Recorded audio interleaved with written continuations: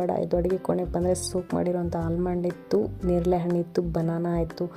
So banana jamun smoothie ಯಾಕೆ ಮಾಡಬಾರ್ದು ಅಂತ ಅಂದ್ಕೊಂಡೆ. ಸೊ ಹಾಗೆ ಆಲ್ಮಂಡಿಗೆ ಒಂದೇ ಏಲಕ್ಕಿ ಹಾಕಿಬಿಟ್ಟು ಆಮೇಲೆ ಜಾಮೂನ್ನ ಚೆನ್ನಾಗಿ ಕಟ್ ಮಾಡಿ ಬನಾನಾ ಮತ್ತು ಸೋಕ್ ಮಾಡಿರೋಂಥ ಡೇಟ್ಸ್ನ ತಗೊಂಡು ಇದನ್ನೆಲ್ಲ ಮಿಕ್ಸಿ ಜಾರ್ಗೆ ಹಾಕಿ 2 ವಾಲ್ನಟ್ ಹಾಕಿದೆ. ಹಾಗೆ ನೀರು ಹಾಕಿ ಗಿರ್ರ ಅಂತ ಮಾಡಿದ್ರೆ ನಮ್ಮ ಸ್ಮೂದಿ ರೆಡಿಯಾಗಿದೆ. ಹಾಗೆಯೇ ಕನ್ಸಿಸ್ಟೆನ್ಸಿಗೆ ಎಷ್ಟು ನೀರು ಬೇಕೋ ಅಷ್ಟು ನೀರು ಹಾಕಿ ನಮ್ಮ ಸ್ಮೂದಿನ ರೆಡಿ ಮಾಡಿಕೊಂಡು ಅದಕ್ಕೆ ಆಮೇಲೆ ಡ್ರೈ ಫ್ರೂಟ್ಸ್ ಇಲ್ದಿದ್ರೆ ಸ್ಮೂದಿ ಏನು ಚೆನ್ನಾಗಿರುತ್ತೆ ಅಲ್ವಾ. ಸೊ ಅದಕ್ಕೆ ಸ್ವಲ್ಪ ಕ್ಯಾಶ್ಯೂನಟ್ ಹಾಕಿದೆ. ಹಾಗೆಯೇ ಸಬ್ಜಿ ಸೀಡ್ಸ್ ಸೋಕ್ ಮಾಡಿ ಇಟ್ಕೊಂಡಿದ್ದೆ, ಅದನ್ನು ಮಿಕ್ಸ್ ಮಾಡಿದೆ.